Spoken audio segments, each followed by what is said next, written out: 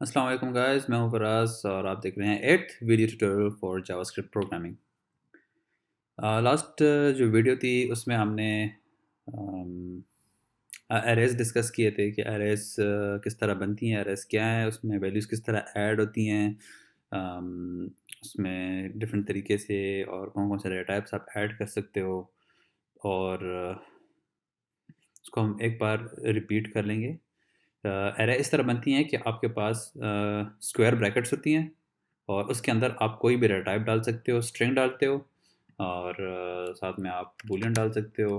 True false हो गया, Boolean भी डाल दो, कोई और फॉल्स आ गया, नंबर डाल सकते हो। कॉमा सेपरेटेड होनी चाहिए इसके अंदर जो वैल्यूज़ हैं। तो ये आपके पास एक लिस्ट बन जाएगी। एरे एक लिस्ट है आपके पास जो combination of different data types होती हैं, string, number, Boolean, arrays. Further आप इसमें एरेज भी ऐड कर सकते हो, डायरेक्टली इसमें पुश कर सकते हो या ऐड कर सकते हो यहाँ पे। तो ये तरीका है एरेज बनाने का। और फिर उसमें मॉडिफाई करने के लिए एक एक वैल्यू को अगर मॉडिफाई करना है तो आप ऐसे मॉडिफाई करते हो कि उसमें डायरेक्टली आप वैल्यू असाइन कर दो। तो पहले आपके पास जो वेरिएबल है एक्चुअल, वो वेरिएबल आप लिखेंगे, फिर स्क्वायर ब्रैकेट्स के अंदर आपने वो इंडेक्स नंबर लिखना है कि किस इंडेक्स पे ये ज़ीरो है, ज़ीरो से स्टार्ट होता है। हमेशा आपने याद रखना है कि एरे की जो पहली जो वैल्यू है वो फर्स्ट पोजीशन जो है वो ज़ीरो पोजीशन पे होती है। तो ज़ीरो मॉडिफाई करना तो आप उसमें ज़ीरो पे वैल्यू चेंज कर सकते हो। फिर अब यहाँ पे थर्ड पोजीशन नहीं है, ज़ीरो, वन, टू, अब थर्ड इसमें नहीं है, तो यहाँ पे अब ये थर्ड पोजीशन पे वैल्यू ऐड कर रहा है। फिर फोर्थ पोजीशन नहीं है, उस पर वैल्यू ऐड कर रहा है। फिर एक और तरीका है वैल्यू ऐड करने का, वो है पुश। ये पुश मेथड जो है ये फंक्शन है। जिस तरह हम नॉर्मल फंक्शन बनाते हैं, हम फंक्शन बना लेते हैं नेम और उसके अंदर हम कुछ कंसोल वगैरह कर देते हैं। तो ये एग्जैक्टली उसी तरह फंक्शन है जो कि जावास्क्रिप्ट ने अपना बनाया हुआ है। तो अगर हम इस तरह पुश का एक फंक्शन बना लें तो उसमें हम मतलब इसी तरह यूज़ कर सकते हैं, लेकिन ये एग्जैक्टली वही चीज़ है। तो ये फंक्शन है जो कि जावास्क्रिप्ट ने बनाया हुआ है। इसमें बिल्ट इन है, आपने उसमें कुछ करने की ज़रूरत नहीं है, सिर्फ आपने यूज़ करना है, डिक्लेयर करने की ज़रूरत नहीं होती। तो शॉपिंग लिस्ट और फिर उसके बाद डॉट डालना है। डॉट के बाद आपने फंक्शन नेम लिखना है और फिर आपने पैरेंथेसिस लिख के उसके अंदर वैल्यू पास करनी जो भी आपने इसमें इंसर्ट करना है। ठीक है, तो ये तरीका है, वेरिएबल, फिर डॉट, फिर पुश का फंक्शन है। फंक्शन क्यों है? क्योंकि इसमें ये पैरेंथेसिस लिखा हुआ है। पैरेंथेसिस स्टार्ट करेंगे, फिर फर्स्ट पैरामीटर में आप वो वैल्यू डाल देंगे जो कि आप इसने इसके अंदर पुश करनी है। तो वैल्यू में आप बूलियन भी डाल सकते हो, एरे भी डाल सकते हो, स्ट्रिंग भी डाल सकते हो, नंबर भी डाल सकते हो। तो ये हो गया आपकी एरे के अंदर डाटा ऐड करने के लिए। फिर आपने एक एक वैल्यू को अगर प्रिंट करना है, फॉर एग्जांपल मैं ज़ीरो को प्रिंट करता हूँ, शॉपिंग लिस्ट मतलब ब्रेड को प्रिंट करता हूँ, तो मैं ज़ीरो लिखता हूँ, वो प्रिंट कर देगा मेरे लिए। यहाँ पे मैंने मॉडिफाई कर दिया, बुक कर दिया, एक मिनट इसको हटा देते हैं, दोबारा इंटर। तो ज़ीरो पे हमारे पास ब्रेड पड़ा हुआ है, मैंने ज़ीरो को प्रिंट किया तो ब्रेड आ गया। ये भी हटा देते हैं, ज़रूरत नहीं है, और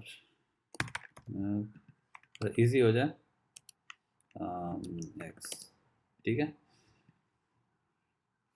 तो ज़ीरो पे हमारे पास ब्रेड है, तो अगर हम प्रिंट करेंगे तो ऐसे प्रिंट करेंगे। फिर हम दोबारा कोई और प्रिंट करना चाहते हैं, नेक्स्ट वैल्यू वन प्रिंट किया तो मिल्क आ गया, बल्कि टू कर देते हैं, इस बार वन नहीं करते। तो सिर्फ ज़ीरो और टू जो पोजीशन पे वैल्यूज़ हैं वो प्रिंट हो रही हैं। तो अगर आप फॉर एग्जांपल एक वेरिएबल बनाते हो मैसेज के नाम से, जिसके अंदर आपने बताना है कि मैं कौन कौन से आइटम्स में शॉपिंग में मेरे पास पड़ी हैं। फॉर एग्जांपल कोई मैसेज बनाना चाह रहे हो, आई हैव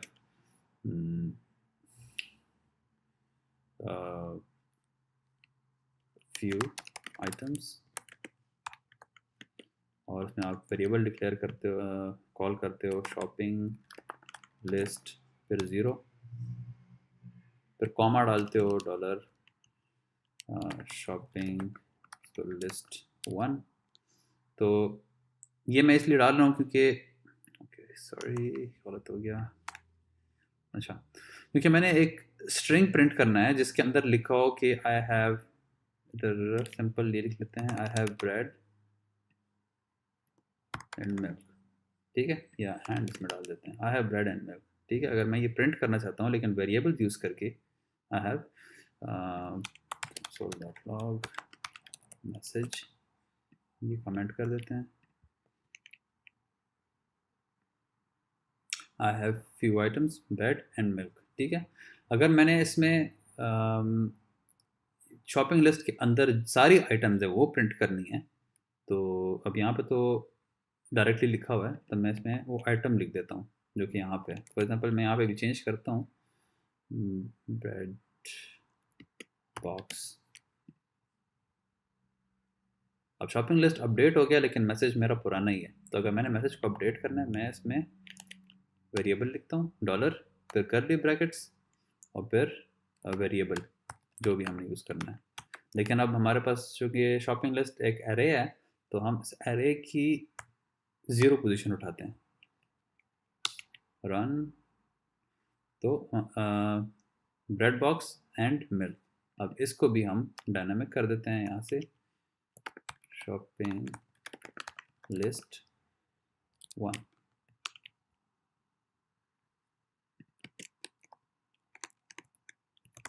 ठीक है। तो जब आप इसमें चेंजेस करोगे तो वो मैसेज भी चेंज होता रहेगा। अब मैंने क्या करना है कि ये मेरे लिए मुश्किल हो जाएगा अगर यहाँ पे 100 आइटम्स आ गई, तो मैं क्या करूँगा, कॉमा सेपरेट करके स्ट्रिंग बना रहा हूँ ना, तो कॉमा मैं इसलिए डाल रहा हूँ ताकि वो स्ट्रिंग में इंक्लूडेड हो।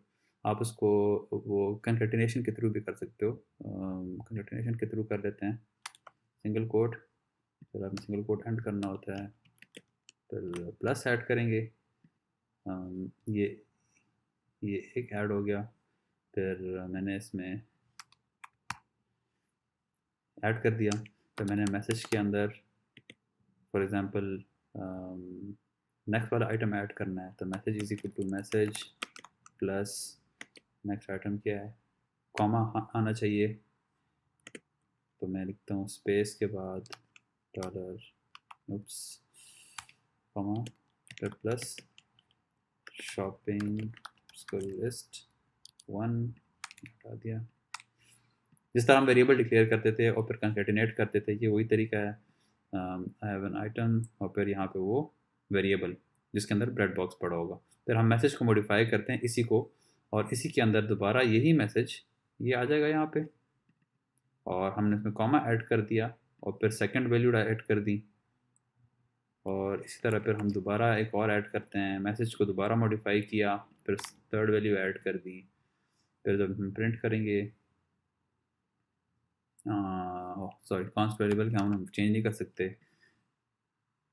कॉन्स्ट जो कीवर्ड है उससे जो भी वेरिएबल डिक्लेयर होगा उसमें आप चेंजेस नहीं कर सकते। तो I have a few items, bread box, milk pack and eggs, ठीक है। अब ये तो तरीका है, अब इसमें फर्दर और भी ऐड कर सकते हो, लेकिन ये काफ़ी लंबा तरीका है। अगर आपने कोई 100 आइटम्स प्रिंट करनी है तो फिर ये आप नहीं कर सकते, मतलब आपके लिए ये वाला ये एक ही लाइन है, ये रिपीटेटिव लाइन है, ये आपको बार बार रिपीट करना पड़ेगा, ठीक है। ये आपको बार बार रिपीट करना पड़ेगा सारे आइटम्स ऐड करने के लिए, क्योंकि अगर 100 आइटम्स हुए तो फिर आप 100 टाइम्स उसको रिपीट करेंगे। तो रिपीटिशन के लिए हमारे पास होती हैं आइटरेशंस, जो कि जावास्क्रिप्ट में होती हैं फॉर लूप्स। अब लूप्स एक लूप क्या है, लूप ऐसी चीज़ है, एक ऐसा फंक्शन है या एक ऐसा मेथड है जिससे आप कोई रिपीटिटिव टास्क होता है जिस तरह ये है, इसको आप बार बार कॉल कर सकते हो। मैंने इसको बार बार कॉल करना है ताकि वो मैसेज के अंदर ये एक वैल्यू कनकैटिनेट होता जाए। तो हमारे पास ये सारा काम करने के लिए है, हम उसको कहते हैं फॉर लूप। अब फॉर लूप क्यों कहते हैं, क्योंकि बस ये कीवर्ड है। अब एक कीवर्ड है, जिस तरह इफ़ कीवर्ड है, हम लिखते हैं फंक्शन की कंडीशन के लिए, उसमें हम यहाँ पे एक्सप्रेशन लिखते हैं। फॉर एग्जांपल हम ट्रू फॉल्स कोई भी चीज़ हो वो लिख लेते हैं, और फिर हमारा एक कर्ली ब्रैकेट्स होती हैं, उसके अंदर हम लिखते हैं कि क्या करना है उसके साथ आपने। अगर ट्रू हो तो फिर हम कुछ प्रिंट कर देते हैं, this is true for example. तो जिस तरह इफ़ कंडीशन है, और जिस तरह हमारे पास फंक्शन था, हमने फंक्शन डिक्लेयर किया विद नेम, ठीक है, और उसके अंदर हमने एक एक्स डाल दिया था और फिर उसको प्रिंट कर दिया था यहाँ पे। तो ये एक कीवर्ड है। तो इसी तरह हमारे पास फॉर भी एक कीवर्ड है। तो फॉर इन्होंने इंग्लिश के उससे बनाया हुआ है। इसको अभी मैं एक्सप्लेन करता हूँ कि फॉर क्यों कहते हैं इसको। तो फॉर लूप का तरीका ये है कि जो इसका सिंटैक्स है एग्जैक्टली फंक्शन की तरह या इफ़ कंडीशन की तरह है। आप कीवर्ड लिखोगे, फिर उसके बाद पैरेंथेसिस स्टार्ट करोगे, और पैरेंथेसिस के बाद आपके पास होता है ये कर्ली ब्रैकेट्स। इसी तरह हम इफ़ भी लिखते थे, इफ़ और सेम सेम सिंटैक्स है, ठीक है।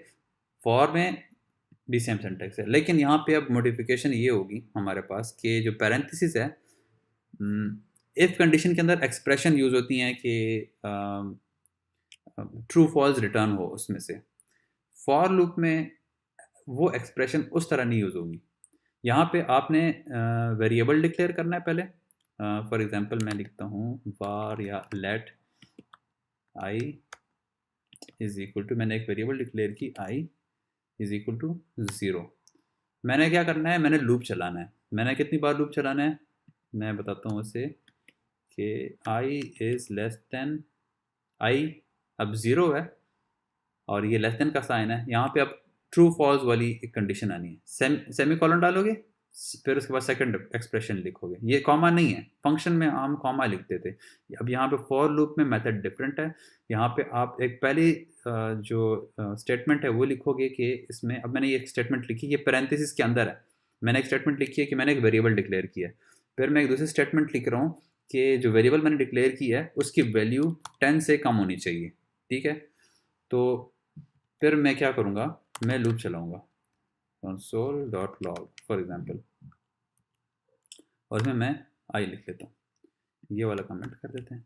तो अब ये तो हो रहा है, लेकिन आई की वैल्यू चेंज नहीं हो रही। आई की वैल्यू चेंज करने के लिए यहाँ पे थर्ड स्टेटमेंट आता है, उसमें मैं लिखता हूँ आई प्लस प्लस। ये तो याद होगा सबको, प्लस प्लस का मतलब है आई में एक प्लस कर दो, 1 प्लस कर दो। आई में अगर 0 है तो वो 1 हो जाएगा, 2 है तो 3 हो जाएगा। तो ये इस तरह चलता है चलने का तरीका। अब मैं पहले इसको एग्जीक्यूट करता हूँ, फिर समझाता हूँ कि ये क्या हुआ। 0 1 2 3 4 5 6 7 8 9 तक आ गया। तो स्टार्ट लेते हैं पहले कंडीशंस। फर्स्ट जो हमारी जो वेरिएबल है वो हमने आई डिक्लेयर की। हमने उसे कहा ये 0 से आपने स्टार्ट करना है। जावास्क्रिप्ट को हमने कहा कि आई की वेरिएबल है, ये मैंने 0 से स्टार्ट करनी है, ठीक है। फिर मैंने सेमी कॉलन डाला ये स्टेटमेंट एंड करने के लिए कि हाँ वेरिएबल डिक्लेयर हो गया, ओके। अब सेमी कॉलन हम नॉर्मली ऐड करते हैं ना, let x is equal to 1, फिर सेमी कॉलन डाल दी। ये एग्जैक्टली वही चीज़ हमने यहाँ पे पेस्ट कर दी है, ठीक है। सेमी कॉलन डाल दिया क्योंकि नेक्स्ट लाइन में हमने दूसरी स्टेटमेंट लिखनी है। फिर हमने कहा कि i इज़ लेस देन 10 होना चाहिए। तो ये इसलिए हमने लिखा क्योंकि हमने फॉर लूप को बताना है कि इसने चलना कब तक है, इसने 10 तक चलना है। और i प्लस प्लस हमने लिखा है ताकि हम इस i को चेंज करते रहें। इसमें आप प्लस इक्वल टू 2 भी लिख सकते हो, आप ये डबल डबल जंप मार सकते हो, लेकिन हम इसको फर्स्ट सिंपल काम करते हैं। तो तरीका ये होता है कि जब वेरिएबल डिक्लेयर हो जाए i इज इक्वल टू 0, ये चेक करता है कि i इज़ लेस देन 10 है। अगर 0 है तो इसका मतलब है 0 इज़ लेस देन 10, ठीक है, इज़ ट्रू। ये वेरिएबल हमारे पास ट्रू आ गई है, मतलब कि ये कंडीशन ट्रू आ गई है। जब ये कंडीशन ट्रू आ जाएगी तो ये इसके अंदर जो भी पड़ा होगा वो उसको प्रिंट कर देगा, इसलिए 0 प्रिंट हुआ। हम ड्राई एग्जीक्यूशन कर रहे हैं, इसको ड्राई एग्जीक्यूशन कहते हैं। पहले 0 असाइन हुआ i के अंदर, फिर हमने कंडीशन चेक की, अब i is less than 10, 0 is less than 10, right, 0 is less than 10। तो हम कंसोल कर देते हैं कि कोई भी चीज़ आप यहाँ पे लिख सकते हैं, लेकिन हमने कंसोल लिखा हुआ है तो हम कह देते हैं कि ये प्रिंट कर दो। अगर 0 इज़ लेस देन 10 है तो प्रिंट कर दो। फिर उसके बाद ये यहाँ पे आता है i प्लस प्लस। ये 0 के अंदर i के अंदर 1 प्लस कर देगा, अगर 0 है तो 1 कर देगा। फिर ये इधर नहीं जाएगा, फिर ये इधर जाएगा। अगर मैंने कंफ्यूज किया तो मैं दोबारा समझा रहा हूँ। पहले फर्स्ट स्टेप ये होता है कि एक बार वेरिएबल डिक्लेयर हो गया, इसका काम ख़त्म। आई एक बार डिक्लेयर हो गया, आप इसको भूल जाओ। सेकंड स्टेटमेंट चेक करता है कि आई में क्या वैल्यू है। अगर लेस देन 10 है तो प्रिंट कर दो, सिंपल ये है, ठीक है। जब ये प्रिंट हो जाए या ये बॉडी में जो कुछ भी एग्जीक्यूट हो जाए, फिर उसके बाद वो ये वाली स्टेटमेंट एग्जीक्यूट करता है। इसमें लिखा हुआ है आई में 1 प्लस कर दो। आई में 1 प्लस होगा, फिर ये इधर आएगा, चेक करेगा, आई में एक प्लस हो गया तो अब आई की वैल्यू चेंज होगी, आई में 1 आएगा, 1 इज लेस देन 10 ट्रू, तो ये प्रिंट कर देगा। फिर वो दोबारा इधर आएगा, आई में एक और प्लस कर देगा, ये 2 आ जाएगा, फिर ये चेक करेगा 2 इज लेस देन 10, ये फिर लॉक कर देगा, तो इस तरह 2 लॉग हो जाएगा। फिर दोबारा आई प्लस प्लस 3 हो जाएगा, 3 में चेक करेगा, 3 इज लेस देन 10, फिर वो लॉक कर देगा, 3 लॉग हो गया। फिर दोबारा आई प्लस प्लस करेगा, मतलब ये इस तरह चलता रहेगा। तो फर्स्ट स्टेप ये है, फिर ये सेकंड स्टेटमेंट, फिर ये लॉग करेगा या जो भी इसकी बॉडी होगी, फिर इधर आएगा, इंक्रीमेंट करेगा, फिर चेक करेगा, फिर प्रिंट करेगा, फिर इंक्रीमेंट करेगा, फिर चेक करेगा, ट्रू आता है तो फिर प्रिंट करेगा। इसी तरह ये चलता रहेगा, ये इसी इसी के अंदर चलता रहता है, इधर दोबारा नहीं आता। अगर इधर दोबारा आ गया तो फिर बार बार वो ज़ीरो करता रहेगा। तो ये इसकी फर्स्ट स्टेटमेंट है जिसमें हम बताते हैं कि इसकी वैल्यू क्या होनी चाहिए। तो फॉर लूप का मेन जो मकसद है, लूप चलाना है, बार बार प्रिंट करना है। तो इसका जो तरीका है, जो सिंटैक्स है, वो इस तरह है। फॉर लिखेंगे, वेरिएबल डिक्लेयर करेंगे। अब यहाँ पे आप 3 से स्टार्ट ले सकते हो। फिर आई इज़ लेस देन 10, ठीक है, ओके, हाँ आई 3 है, लेस देन 10 है, प्रिंट कर देगा। फिर इंक्रीमेंट, फिर check, print, increment, check, print, increment, ये इस तरह चलता रहेगा, ठीक है। तो ये प्रोसीजर है, इसको रन करते हैं। 3 से स्टार्ट हुआ क्योंकि हमने आई को स्टार्ट ही 3 से किया हुआ है। फिर ये जाएगा 9 तक, तो ये इस तरह चलता है। आप इसमें फर्दर और कंडीशन डाल सकते हो, ग्रेटर देन 10 कर सकते हो, लेकिन फिर अब आई तो हमेशा हमारे पास लेस देन 10 आया है, तो ये प्रिंट नहीं करेगा। और जब तक वो आप इस पर ट्राई करें, ग्रेटर देन पे ट्राई करें, less than equal pay try करें, लेकिन जहाँ पे जब भी ट्रू आएगा तो ये प्रिंट होगा। ये है हमारा फॉर लूप। अब फॉर लूप में आप फर्दर एरे कैसे यूज़ करोगे, वो हम नेक्स्ट वीडियो में इस पे बात करेंगे।